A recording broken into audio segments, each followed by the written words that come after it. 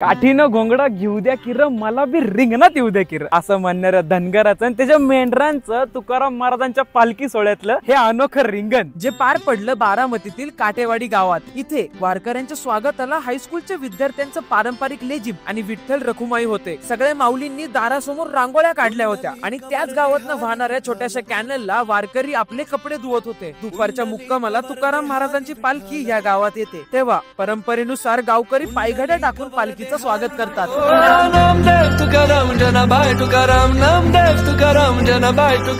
तिथे गावातल्या पांडुरंगाच्या दारी दिंडी सोबत आमचं जेवण झालं आणि नंतर पालखी जेव्हा पुढच्या प्रवासासाठी गावातनं निघते तेव्हा तुकोबांचा अभंग वृक्षवल्ली आम्हा सोयरी वनचरे याचं जिवंत उदाहरण दिसलं. गावातला धनगर समाज आपल्या जीवापाड जपलेल्या मेंढरांना आणि नुकतंच जन्मलेलं करडूला पण तुकोबांच्या भेटीला घेऊन आला. मेंढ्या धुवून वगैरे कलर लावून मेंढ्या रिंगणासाठी आम्ही आणतो. तिथे गालावर विठ्ठल काढलेल्या वारकऱ्याने मेंढरांना बुक्का लावला आणि तेव्हा मी ज्यासाठी आतुर होतो तो मेंढ्यांचा अनोखा रिंगण सोहळा पाहिला.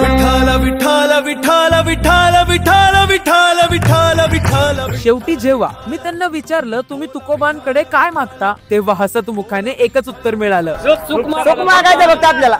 इथे आज पुन्हा एकदा जाणवलं ही पंढरपूरची वारी हा सुखी सोहळा स्वर्गी नाही.